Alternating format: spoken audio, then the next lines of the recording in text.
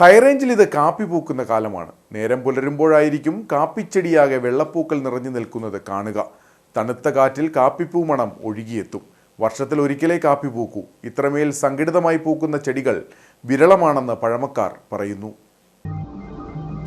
മകരത്തിൽ മഞ്ഞു പെയ്യുമ്പോഴോ ശേഷം പുതുമഴ പെയ്തിറങ്ങുമ്പോഴോ ആണ് വെണ്മയുടെ പൂർണ്ണ തേജസ്സോടെ കാപ്പിച്ചെടികൾ പൂവിടുന്നത്. മെറൂൺ നിറത്തിലുള്ള കുഞ്ഞുമൊട്ടുകൾ കാപ്പിച്ചെടിയാകെ നിറയുന്നത് പെട്ടെന്ന് ശ്രദ്ധിക്കപ്പെടില്ല. മൊട്ടിട്ടാൽ 1-2 ദിവസത്തിനുള്ളിൽ പൂക്കൾ ഒന്നാകെ വിരിയും.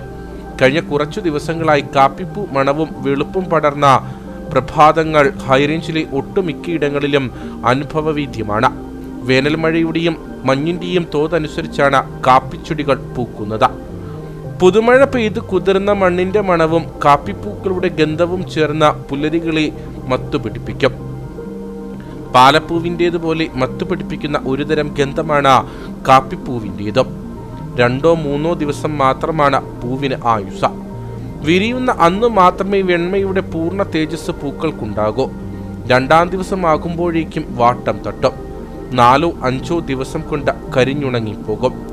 കാപ്പി പൂത്ത് കരിഞ്ഞുണങ്ങിയാലേ ആ വർഷം നല്ല വിളവുണ്ടാകൂ എന്ന് പഴമക്കാർ പറയുന്നു. കാപ്പി പൂത്തു നിൽക്കുമ്പോൾ മഴ പെയ്യുന്നത് കൃഷിക്ക് നന്നല്ല. മഴ പെയ്ത വെള്ളമിറങ്ങിയാൽ പൂക്കൾ നശിക്കും. ഇത് വിളവ് കുറയാൻ ഇടവരുത്തും. മാർച്ച്-ഏപ്രിൽ മാസത്തോടെ മുഴുവൻ കാപ്പിയും പൂവിട്ട് കഴിയും. പിന്നീട് ആർത്തലച്ചു പെയ്യുന്ന മഴയ്ക്കൊപ്പം കാപ്പിക്കുരു വളരാൻ തുടങ്ങും.